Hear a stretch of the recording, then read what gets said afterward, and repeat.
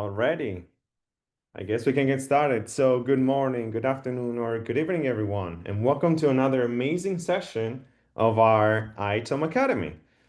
Today, we're going to talk about a very, very hot topic, and that is cloud discovery in terms of the strategic directions and implementation guidelines that we have to offer to you. Now, we have had definitely different webinars in the past that we're covering these topics, but today you're going to see the latest and greatest for, of course, the different methodologies and different outcomes that you can achieve. Of course, now this webinar is absolutely part of the Live on ServiceNow webinars, and it's an interactive event series that is really designed to help you adopt our solutions better and really achieve better outcomes by really listening to the subject matter experts for each of the different topics we'll be talking about. Specifically, you can see the schedule of all the Live on ServiceNow webinars by scanning this QR code right here, or we're going to share the link in the chat soon. Now, I inverted the order of these slides today, but essentially we want to make sure that if we're going to not mention anything that is a forward-looking statement, yes, that is possible today. So we really encourage you to please keep in mind that there's a safe harbor notice for some of the topics we might be covering today. Now, a few housekeeping items for today. You should be already muted, but if this is not the case, please ensure your line is muted. We have a Q&A feature that is designed for you as usual to ask questions throughout the sessions. We really encourage you to participate in the polls. We're going to have 2 polls today. And for those of you that want to watch the recording or even want to access the slides of today's webinar, those will be available in the ServiceNow community page, the very same one that you possibly were redirected to in order to register for this webinar. And so, yeah, we encourage you to look for the recording and the slides on the community page about a week or a few days either way after this webinar ends. Another really important thing, please remember to fill out the survey. You'll be prompted out to right after this session. That's really important for us. We want to really hear more from you. We want to have all of your inputs, feedback. That's really important for us to make sure we keep evolving this series in the best possible way. Now, for those of you that don't know me yet, my name is Gian Mario De Luigi. I'm part of the outbound product management team for ITOM. And together with me today, we have the legends of Brian Quinn and Will Hallam. You guys can introduce yourselves. Hello, everyone. I'm Brian Quinn. I'm a product excellence technical director, focusing on cloud. So yeah, I work with all of our cloud products. I've been working with ServiceNow for over 11 years and focusing on cloud for most of that. So yeah, happy to share some of my cloud discovery knowledge with you all today. Hi, everybody. I'm Will Hallam. I'm a solution consultant focusing on ITOM.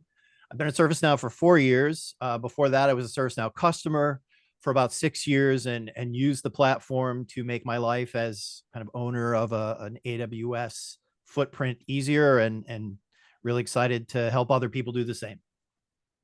Awesome. Thank you guys for being with us here today. Now, we have a lot to cover today. You can see we have a very busy agenda. We want to make sure that we touch on all these important topics. Maybe for some of them, we won't have necessarily all the time to go really deep into the smallest details. But really, the main objective of today's session is to help you eventually get to choosing the right cloud discovery methods that you see here at the bottom. Keep in mind that we'll have, again, the Q&A box for you, so just keep those questions coming in, and we're going to be more than happy to support you with any questions you may have. And of course, we're going to have a Q&A at the end of this session.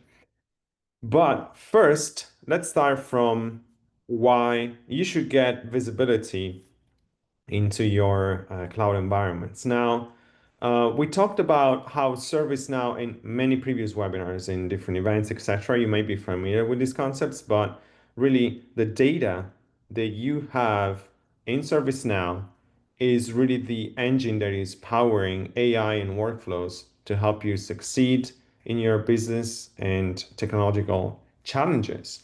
Effectively, having a business context on your CMDB is really important because it enables all of the different use cases that we see here. And we're going to get a little bit more specific. I don't want to go through all of these use cases, but we're going to get a little bit more specific when it comes to cloud discovery. Just keep in mind that, first of all, having a well-populated CMDB with business context is the best start you can have to be successful in this world of AI and automated workflows. We also want to make sure that the population of your data is smooth and it's automated. That's why we always recommend you to start with the native ServiceNow approach to populate your CMDB that you can see here on the left of the screen, and then potentially using the Service Graph connectors to enrich your CMDB rather than natively populating it. We're going to cover this and more in the coming slides. But before that, I want to make sure that we have a little bit of an icebreaker here. So I'm gonna get started with the first poll today. I'm curious to know, what is your current level of visibility on your cloud environments as of today? Before we even get to the theory, right? And for those of you that want to see all of the different options, you can just scroll in your window that will be popping up for you. You can scroll down to see all the different options. And I see plenty of participation on the polls already. So I love the excitement here. Uh, yeah, I see that definitely the majority of you is has discovered most of the cloud resources. We still have margins for improvement for those that are discovering specific cloud resources when needed. And yeah, some of you have very poor cloud resources visibility. So I also see plenty of answers here for folks that are also a little bit more advanced in their journey. So we have a really well mixed audience, I would say, for today's webinar. So I'm gonna end the poll here. Thanks all for the participation. We're gonna get to the most important concept of today's webinar. Essentially, I've been having multiple conversations with many of you and with different customers out there, and the conversation always comes down to, okay, what cloud discovery method I need to choose among the different ones that are available? Well, the most important point is always, what do you want to do with the data that you're currently discovering? So what are the business outcomes that you're looking to achieve when it comes to cloud visibility? And there are different options really that you can cover, starting from regulatory and compliance. Well, you may be having specific needs, maybe even industry-specific mandates from a regulatory perspective that are mandating you to discover and have a complete inventory of your cloud resources, or having ownership, establishing how they are impacting your services, or even understanding which sensitive data you have in there. You could have needs from a software asset management perspective because you want to manage the software in your cloud environments in a more effective way. Or you may be thinking of your FinOps use cases. You want to optimize cloud spend across providers, organizations, or even cost centers. How about SecOps? Especially nowadays, SecOps is definitely one of the most important business outcomes you want to achieve there because you want to make sure your cloud resources are secure and compliant with your internal security policies. Certificate management is another very important and related to the previous one. We know that many of you have experienced certificate related outages and you want to make sure that you avoid that. So certificate management is definitely another outcome that you might be willing to achieve. And AIOps in general, you want to keep your business running by preventing outages. Now, these are, of course, some of the I would say, most important business outcomes. There's more out there, and if you have more, please put them in the Q&A box. Um, we'll definitely make sure to answer your questions, by the way, throughout this presentation. So thanks to our amazing panelists that are already helping to do that today.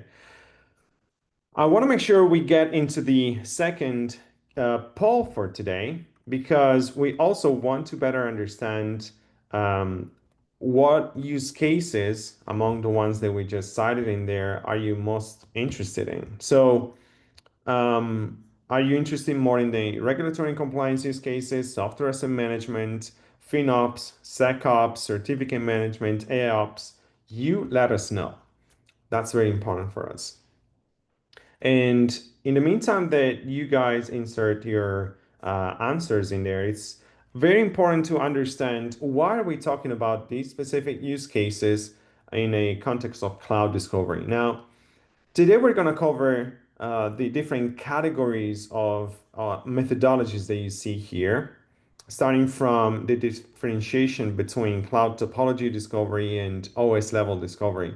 But for each one of these methods, you're going to definitely have different use cases that you want to address. I'm not going to cover necessarily all of the use cases that are enabled by each one of these methodologies, but just keep in mind, this is the first thing that you need to do today. Understanding from the previous slide, and based also, of course, on your answers that are coming through the chat, which use cases you want to address. And then you're going to go for a specific route or maybe a mix of different discovery methodologies based on what kind of level of discovery you're doing. I see plenty of answers in there. So thanks, Saul, for answering the polls in there. It's really important for us to get more information from your side.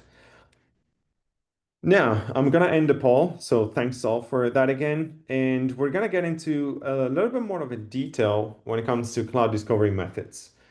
Starting from the differentiation between cloud metadata discovery and OS level discovery. Here you can see that even from a sort of dependency view, right? When we talk about cloud metadata discovery, we're discovering everything from the availability zone all the way to the data centers, cloud management network, all the way up to the virtual machine layer. And then if you want to do a deeper discovery, the OS level discovery discovers everything above that. So your servers, your web sphere, you can have your databases, your Apache web server, etc., all the way up to your business services. That is why we have a differentiation between the two. Trying to understand a little bit more about what you discover and what considerations you need to make for both of those levels of discovery is really important. So whenever you're starting to discover your cloud metadata, we help you discover across these different clouds that you see right here and to help populate your CMDB. Now, you can discover across your infrastructure as service, platform as service, function as service, or even container as service. We have ample support for all these.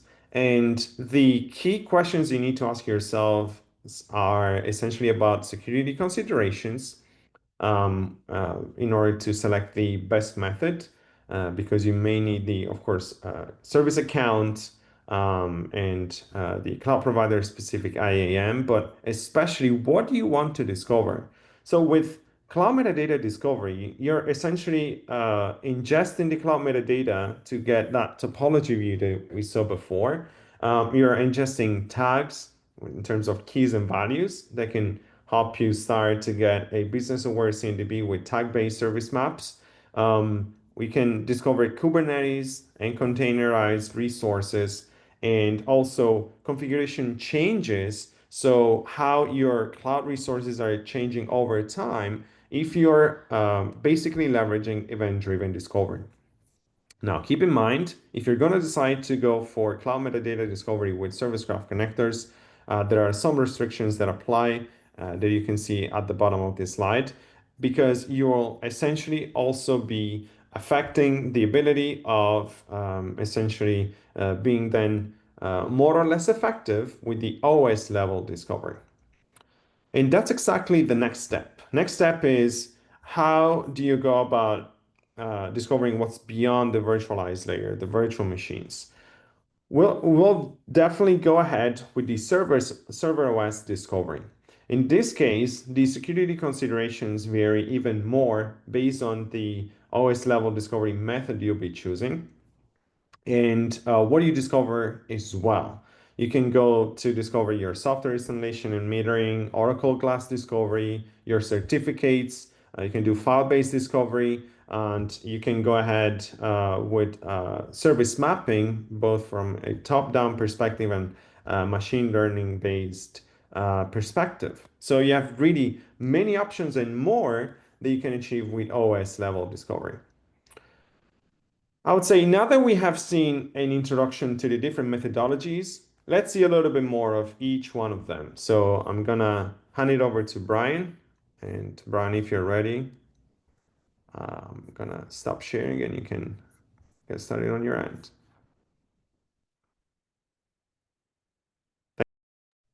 All right. So hello, everyone. So yeah, so we'll get started. Sean had just talked about the kind of the two different things. There's the OS level discovery and the cloud metadata discovery. So we'll get started here talking about cloud discovery, which will discover the metadata side of things. So here we have the kind of the overall architecture of cloud discovery.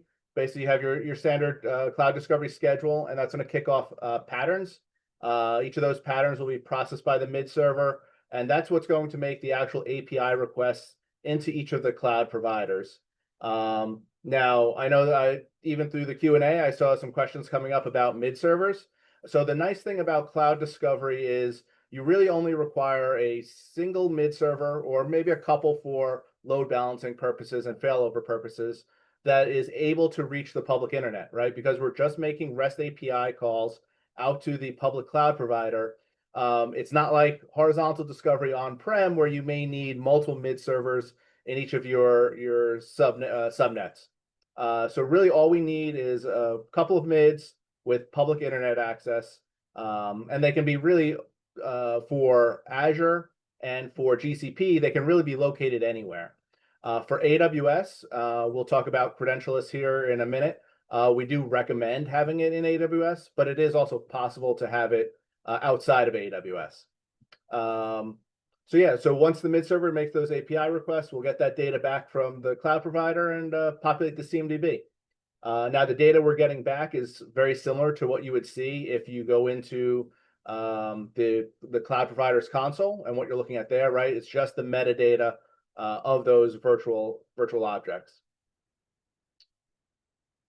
Now, one advantage of cloud discovery is we can discover the entire cloud providers all at once. So with AWS, you may have an entire AWS organization set up with a single billing account or a management account, and then a ton of member accounts under it. We only need one discovery schedule to discover that entire organization. Similarly, with Azure, you have management groups where you can discover the entire Azure tenant. So the root management group is just the tenant. Or if you wanted, if you have multiple management groups broken up beneath that, you could do individual schedules for each of those management groups.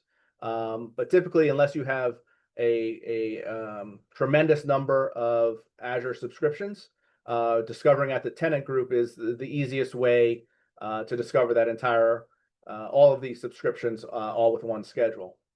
And then similarly with GCP, you have the ability to discover all of the GCP projects that an account has permissions for, or you can do it by folder. So GCP provides folders to help organize GCP projects.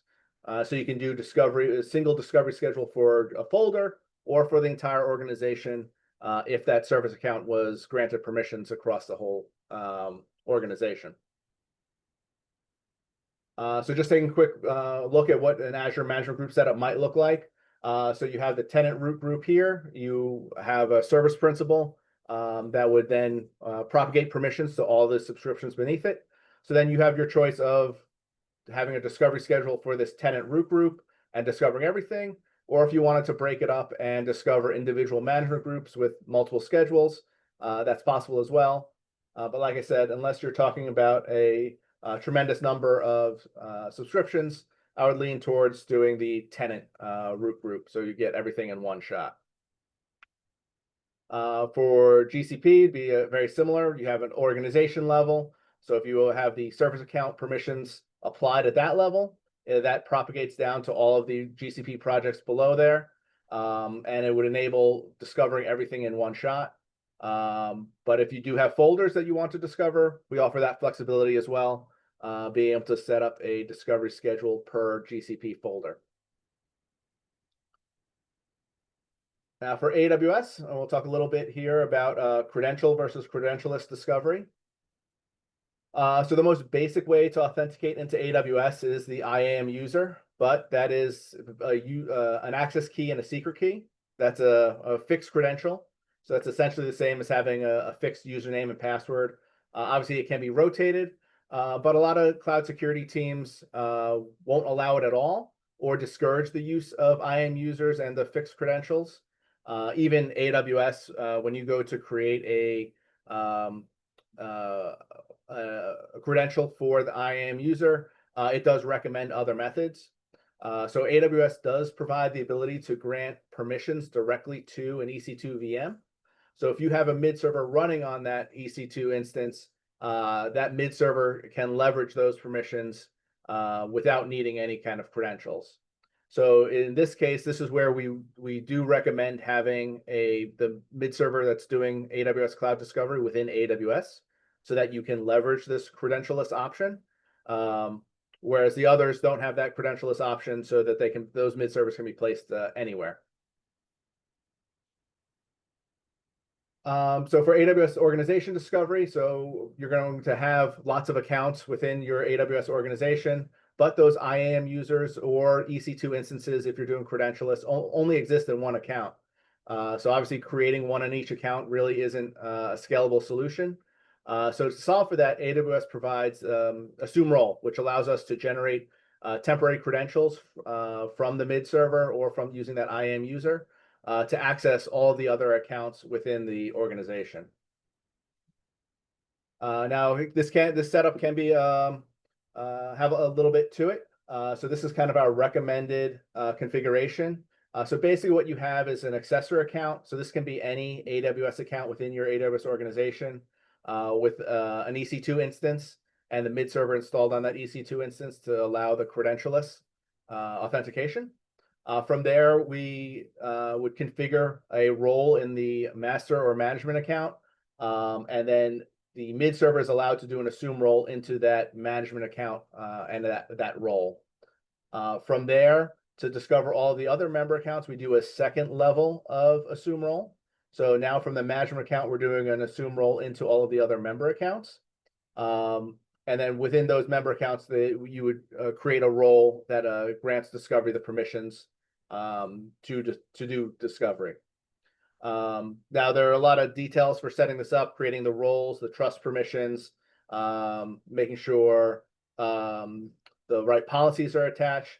So I do have a 3-part video series that covers all this setup in detail.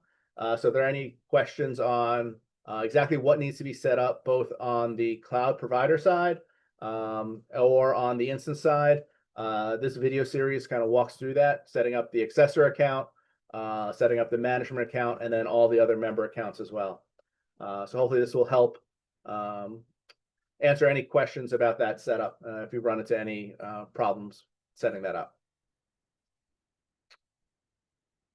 All right, moving on to some other best practice items. So talking about some properties, some migration, and some store apps that you'll want to take a look at when setting up cloud discovery. First, we have the CPG or patterns to CPG or CAPI to patterns migration. This on Zurich is now out of box, but if you have an older instance, you may have to go through this migration process. Basically, this is turning off our old CAPI-based cloud discovery and enabling the patterns. Moving forward, all the development is on patterns. We have a whole slew of new patterns that are generated by Gen AI. So these new patterns should be coming out on a more frequent basis. So definitely make sure that this migration is completed if you have an older instance where you haven't set up Cloud Discovery before. We also have a hardware type model migration. So this is particularly important for anyone who has a lot of cloud accounts across any of the providers, really. The old CMDB model for hardware types resulted in a large number of CIs that looked very identical. So this new model will create only one CI per one CI instead of one CI per region per account. So these CIs track basically the different models, the different sizes within a cloud provider. So yeah, doing this migration before you even set up Cloud Discovery will help make sure your CMDB doesn't grow too fast. Like I said, this is really critical if you have hundreds or thousands of accounts that you're discovering. It'll really keep that CI count down. Another property to look at is this auto refresh sub accounts. So previously we were talking about discovering an entire organization with one discovery schedule. So you still have the problem of after you set up your discovery schedule, what happens when a new account is created? By enabling this property and making sure this property is turned on, every time Cloud Discovery is run, we'll also go out and do a check to see what new accounts may have been created, and we'll automatically add that to the discovery schedule. So that way, as new accounts are created, there's no work that's needed on the ServiceNow side. Everything's automatically added to that schedule, and your CMDB will automatically be populated with that new account. And finally, we have the Cloud Discovery Workspace. So this is a store app that you should make sure that is installed. Just an easy place to go manage your Cloud Discovery schedules.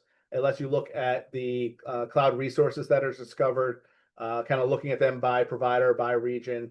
It also has an area to look at your Kubernetes discovery as well. Now, as we move towards the future, there will also be there's planned work to enhance the Discovery Admin Workspace to bring the management of Cloud Discovery schedules there as well. So that's something to also consider adding now to help you manage your on-premise discovery schedules and looking at some of the errors and recommendations for on-prem discovery. But then in the future, that Discovery Admin Workspace will also work with the Cloud Discovery schedules as well. All right, so that covers kind of the metadata side of Cloud Discovery.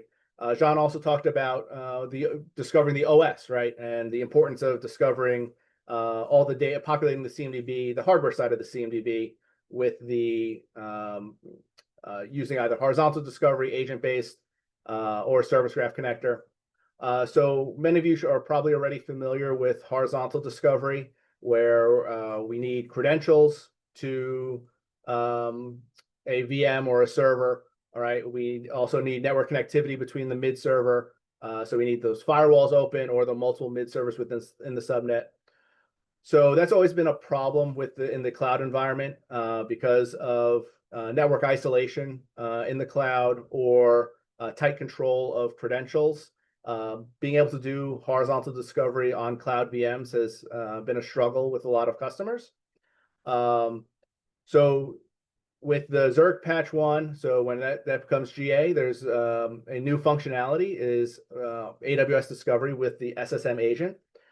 So what this allows for is running the same horizontal discovery patterns without credentials and without the need for that network connectivity. So instead of the mid server going out to the VM using credentials to run commands, now we can leverage AWS SSM to run those commands instead. So when the pattern executes, we have a bunch of commands that we need to execute. So for each of those commands, The mid server will now use the REST API calls to the AWS SSM, and that will request certain commands to be run on the instance, on the EC2 instance. The EC2 instance will then put that data into an S3 bucket, and then the mid server can retrieve that data from the S3 bucket. Now, for application patterns, we also have the ability to store applicative credentials into AWS KMS, and SSM would be able to retrieve those applicative credentials and use those in the pattern execution as well. So now this gives us the ability to run all of those OS-specific patterns without those credentials, without that network connectivity. So that allows us to support the more complex software asset management use cases. Now, this is very similar to what AWS Service Graph Connector does. AWS Service Graph Connector can use the same SSM agent to get very similar data. But this, with Cloud Discovery, it allows us to do it credential-less. Service Graph Connector does require a credential. And it allows that full pattern execution versus just a limited amount of data being brought back by SSM. So just some facts about the SSM agents. For setting this up, once you're on Zurich Patch 1, you'll have to install some apps, making sure those are up to date, enable some properties. There is a bit of setup on the AWS side, so you have to make sure the SSM agent is installed. IAM roles are configured properly for all your VMs, having an S3 bucket set up, and making sure Cloud Discovery has the additional permissions to talk to SSM and S3. So like I said, we talked a little bit about compared to Service Graph Connector, it's using that very similar SSM configuration, but now you're getting full pattern execution. You're getting more comprehensive CIs because we're doing the full pattern, support for that credential-less. But it does require a mid server. But again, this is like the Cloud Discovery mid server where it can, it doesn't have to be like one per subnet like on-prem Discovery. It's really just one mid server that needs to be able to talk to public REST API endpoints. Compared to the IP-based Discovery, obviously the biggest benefits here are the no credentials and no network connectivity. The pattern execution with SSM agents is going to be slower since we do have to interact with SSM and S3, and it does require that agent to be installed. And there is some limitations, right? We don't have full support for everything horizontal Discovery has with the SSM agent at this time. So if you needed all of the data, horizontal is still kind of IP-based horizontal is still the gold standard. But the AWS SSM does get you a lot if you can't get those credentials and network connectivity.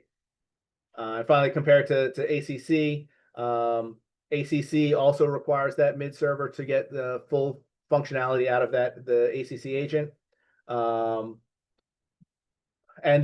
But this agent a lot of times is already deployed in your AMIs that you're using to spin up your AWS VMs. So this agent may already be deployed in your environment. So there might be less work to get that deployed across all of your VMs. So yeah, I think that covers it for what I want to. Oh, here's just a couple screenshots. So on the instance, really once you have everything set up in AWS and you've got the properties set, really when you set up the discovery schedule, it's just a matter of flipping on the use AWS SSM agent. This will automatically create a discovery schedule where the agent is set to AWS SSM. And then when the pattern runs, you'll be able to see all of the same commands are being executed. You'll see the AWS command ID that's associated with that. So you can tell that your patterns are running using the AWS SSM. And then the data you get back will be very similar to what horizontal discovery brings back, since we're running the exact same patterns. All right, that covers it for what I wanted to talk about with the cloud metadata and SSM-based OS discovery. I think pass it over to Will now for agent-based discovery. Awesome. Thanks, Brian.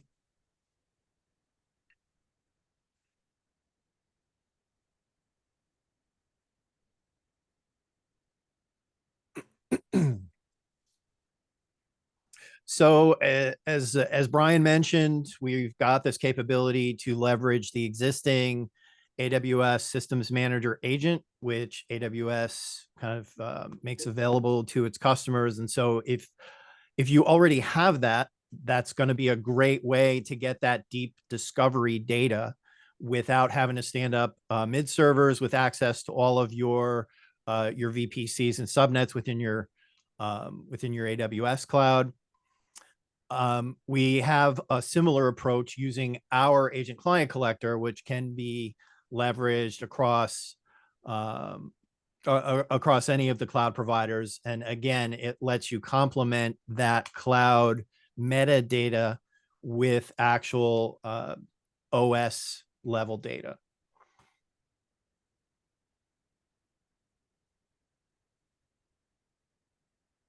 And so just some kind of key points around this approach. So in terms of kind of setup rigor, it sits somewhere between using, if you have an existing SSM investment on AWS, it sits somewhere between that and going the full route of setting up horizontal discovery. And that's because you don't have to go through the same kind of jump through the same hoops with regard to setting up network connectivity across all of your cloud subnets.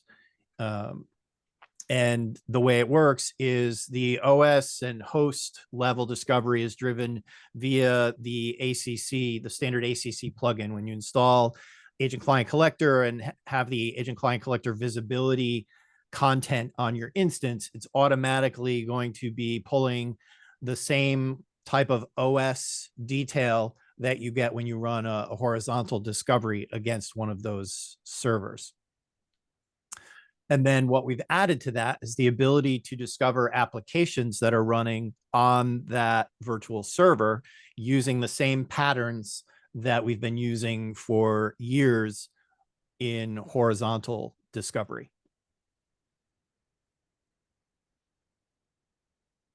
And as far as a best practice is concerned, we definitely recommend having that allow list functionality enabled. So that's that's probably kind of the biggest task involved in enabling this is out of the box, the allow list that tells the agent what commands it's allowed to run are configured for just that base visibility. And then if you layer on any of the monitoring capabilities, the monitoring checks are added to the allow list as well.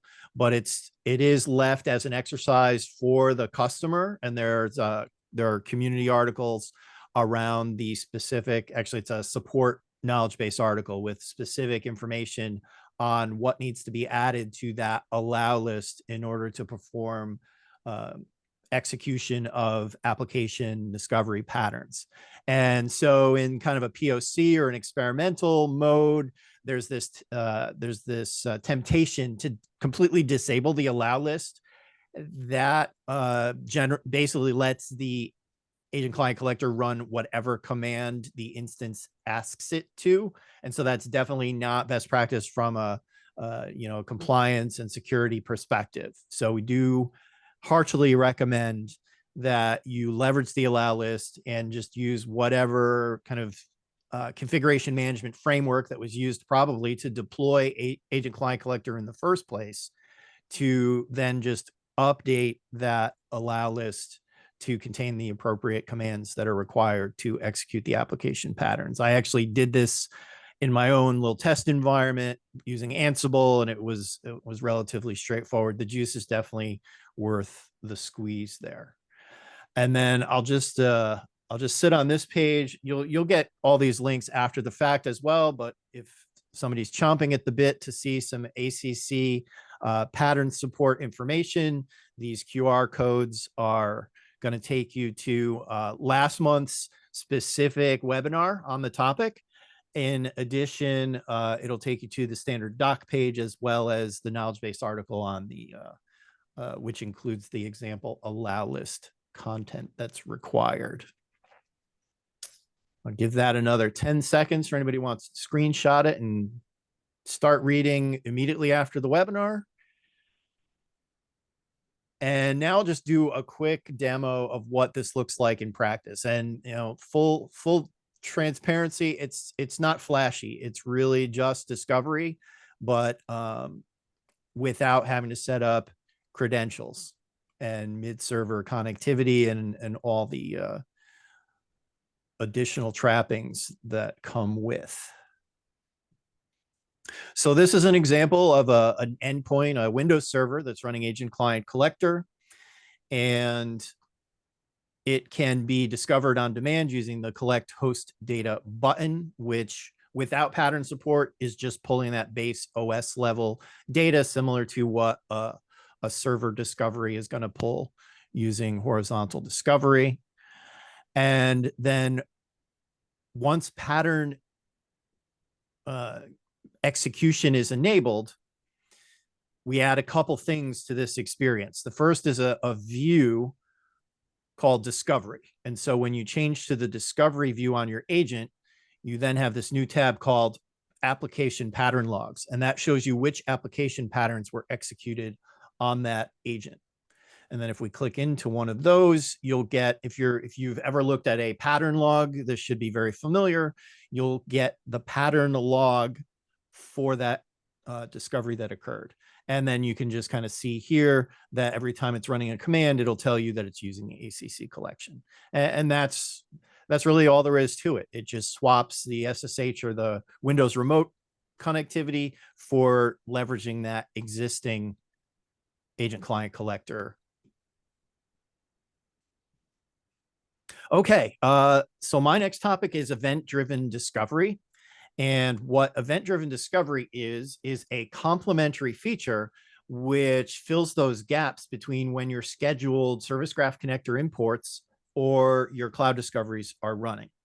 And so we have that for the big three providers, AWS, Azure, and GCP, and a little overview of how it works. It's either going to push or pull events from those cloud providers that are tracked when a new resource is created or destroyed. And those will hit either a specific API endpoint on the platform, or it'll be a pull using scheduled jobs that are present on the platform. And kind of that initial payload data from the provider comes into a staging table. And then there's jobs that scrape through the staging table and actually submit the payload to the identification and reconciliation engine to be incorporated into the CMDB based on your existing class manager rules that you've got around those CI classes.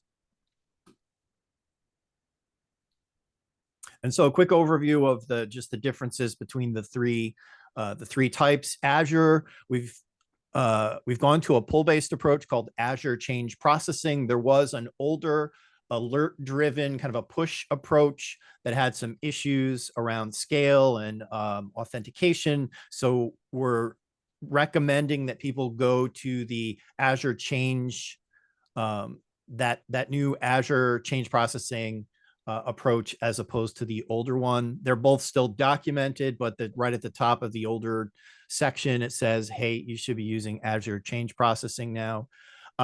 Because of the way the ACLs are set up, it does require that service account records are created by either a discovery admin role or the CMP cloud admin role. So that's just something to be aware of. If you've got kind of brownfield service account records that aren't picking up events, that's something to check. On the Azure side, it populates CMDB using the response payload. In other words, it's not triggering a pattern execution when one of those events occurs. And it's so that kind of ties into my last point on Azure, which is it's meant to work with Azure Discovery. It kind of creates or updates the record, specific attributes within the record. And then the expectation is your next discovery schedule will provide the more comprehensive metadata update. And now actually, before I kind of walk through the rest of these bullets, I'm just going to do a quick aside over here and go into AWS and Azure and shut down a couple VMs and pray to the demo gods that by the time I'm done with the slides, I can go back to my CMDB and show that they have been updated within a couple minutes, as opposed to having to wait for the wait for the next planned schedule. So I'll start the shutdown there. And then I'll look at my, I'll just take a quick look at my virtual machine instances to show their current state in the CMDB. And so I've just operated on these top two VMs, one in Azure and one in AWS, and you'll see they both show a state of on.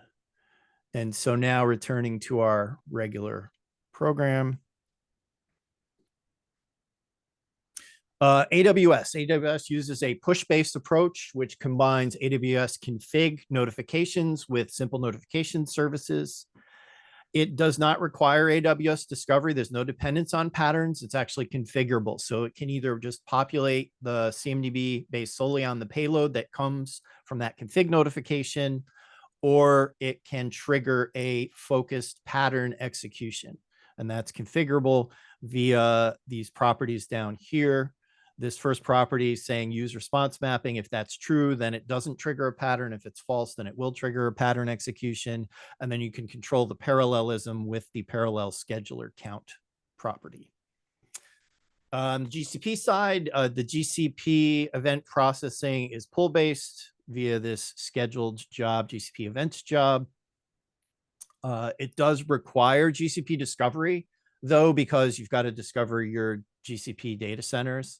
Uses the stack driver and the cloud logging APIs, and the kind of the activator for it to actually do something is a checkbox on the cloud service account record, which is labeled should pull events.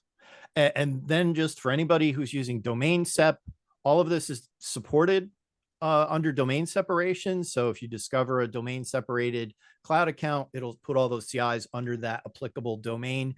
But when an error occurs, you can point, if you don't want it to go to the global, you can point kind of those errors to a default domain other than what, out of the box instance is going to want to do. Again, another screenshot moment if you're super anxious to start reading up on these topics. These are QR codes, and when you get the actual slides, there's full-on links down at the bottom to take you to the pertinent documentation for these three approaches. I'll linger on that for another 5 seconds. Yeah, well, I'm going to post the link again for everyone's benefit via chat. Thank you. I want to make sure that basically everyone is aware the recording and the materials, of course, the presentation that we're sharing today will be shared at this link. So the community. Thank you, John. Thanks.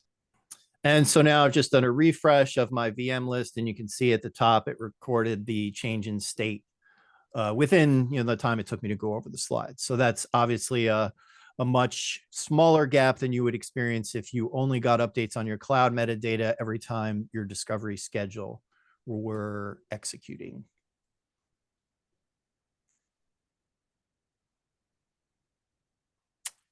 Moving on to some comments about service graph connectors. So over time, the gaps that service graph connectors kind of addressed initially versus pattern-based discovery have been closing. And so based on that, coupled with the fact that with the emergence of Gen AI, we're now able to generate new discovery patterns much more quickly than we used to be able to.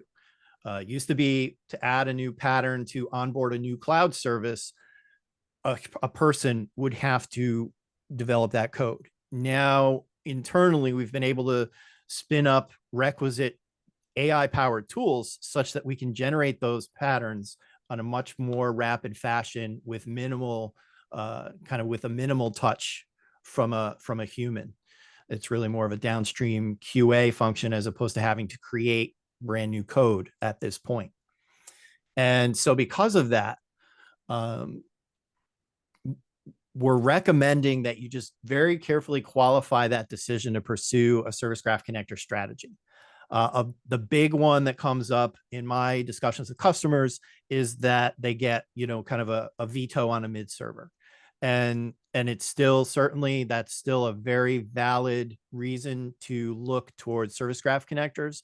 The one thing that I would say there is just really perhaps double click into that no mid requirement and make sure that it's actually no mid full stop, as opposed to, well, we don't want to spin up a mid in Azure, AWS, GCP, etc., because that is not required. There are ways with all three of those cloud providers to discover using cloud discovery with an on-prem mid, or you could discover AWS with a mid that resides in Azure, and that relationship kind of goes,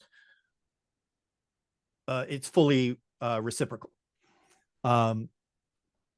So just kind of make extra sure that it's not it's not a no mid anywhere requirement.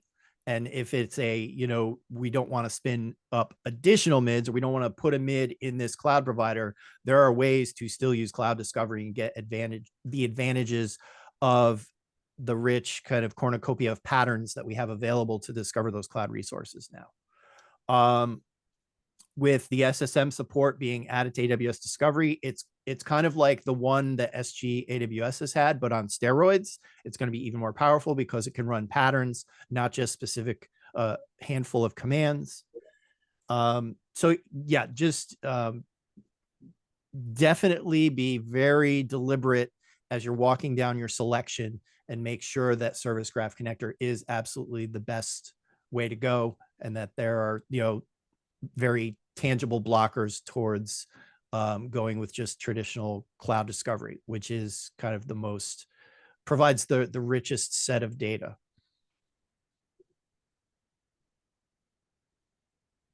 Okay. That's it for my prepared content. John, I think you're going to go over how to choose. Awesome. Thank you so much, Will and Brian. That was a great session. I would say, are there any questions that are outstanding you would like to bring up live maybe, or some that have been already answered and we want to highlight before we go through the last part of today's presentation?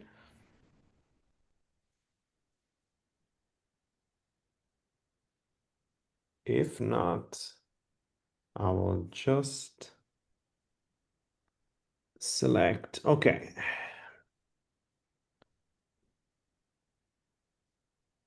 Can you see my screen? Yes. Awesome. Yeah, that was a lot of content indeed, but especially we saw a lot of questions coming our way. So thank you all for being so engaging and really interested in these topics. We're super delighted to see all the excitement around it. And these decisions are definitely important to make sure you're achieving the most out of your ServiceNow ITOM deployments for sure.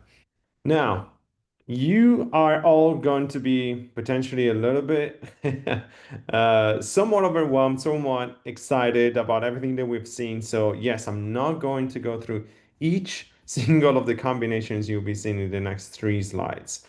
Just want to give you all the opportunity to at least have a look at the way we want to provide some guidance when it comes to essentially selecting what is the right approach for you for the use cases that you want to cover.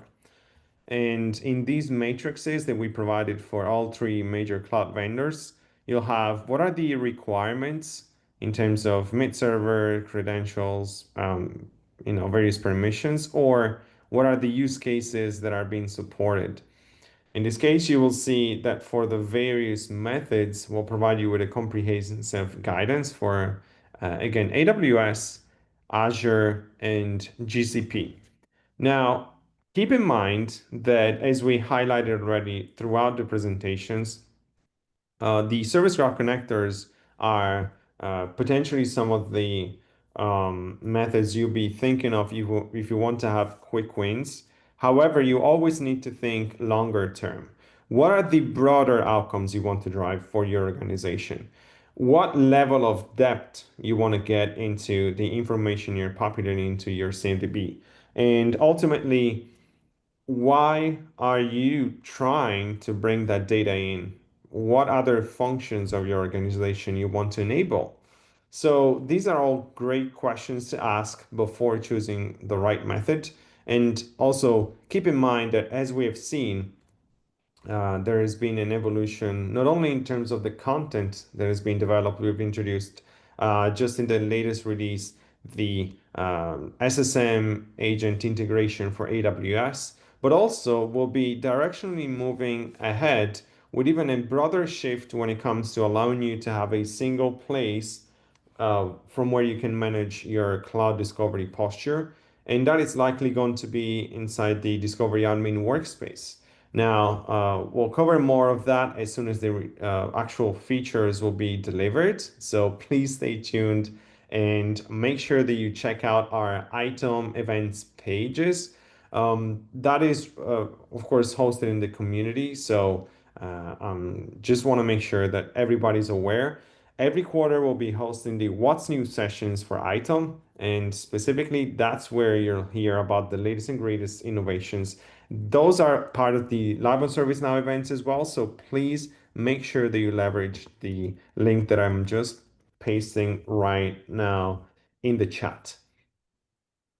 Now, I know that we're almost at time, but I just want to make sure to cover um, the question. So where can we get the matrix for Azure? And the matrix for Azure is here.